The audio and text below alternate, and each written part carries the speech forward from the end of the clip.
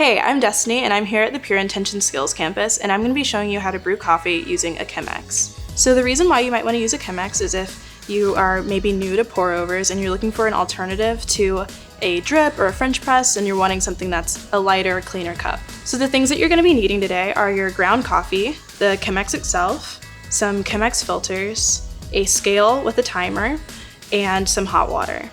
The recipe that we're going to be using today is going to yield an 18-ounce cup of coffee using 36 grams of ground coffee and 600 grams of water, and that's going to take about 5 minutes. Okay, so the first thing that you're going to do is take your Chemex and go ahead and place it on your scale, and you can tare the scale or zero it out. Then you're going to take your filter, open it up with the 3-sided part, and place that on the spout, and then now we're going to wet our filter. And the reason why I'm wetting the filter is to get rid of that papery taste that can sometimes happen in coffee. You don't need a lot of water there, but it will also heat the brewing vessel as well to keep the coffee at the optimal temperature. So now I'm gonna pour this water out. So now that I've poured the water out, I'm gonna go ahead and take my ground coffee, which has been ground to about a medium grind, and pour it directly into the filter, making sure that the bed is pretty flat. So now that you've placed the coffee in, you wanna go ahead and tare your scale again. And make sure that you have all of your things ready because once you start the timer, timing is pretty important after that. So you're gonna take your water, which is at about 200 degrees Fahrenheit, which is the optimal brewing temperature, and you're going to start your timer. I'm gonna pour about 70 grams of water in, covering all the grounds, and then I'm gonna let it sit. And this is what's called a bloom.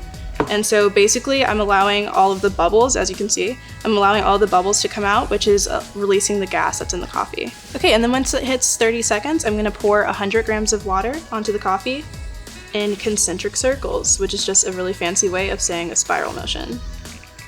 And then I'm gonna wait until a minute. And now every 30 seconds, I'm just gonna pour another 100 grams of water on top, making sure to pour lightly on the edge of the filter to get rid of those grounds that are stuck at the top. So the reason why I'm pouring in that spiraling motion or the concentric circles, like I said, is to make sure that I'm evenly saturating all of the coffee and agitating it uniformly. Because if I were just pouring directly into one spot, it would just be agitating that one point of the coffee and it wouldn't be extracting fully. So I'm gonna pour the last of my water with the ideal water weight at 600 grams right before it hits the 3-minute mark.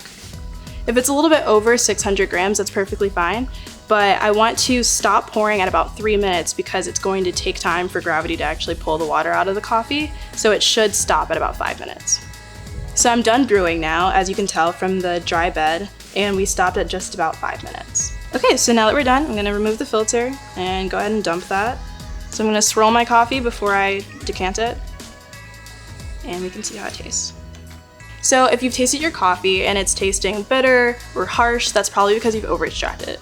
So the way to fix that would be to coarsen up your grind or to shorten the amount of brew time that you're using.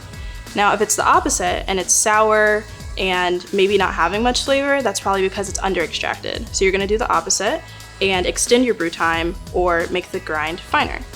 So if you want to use the same recipe that I used, you can find the brew guide and other brew guides for other methods of coffee brewing at pureintentionscoffee.com.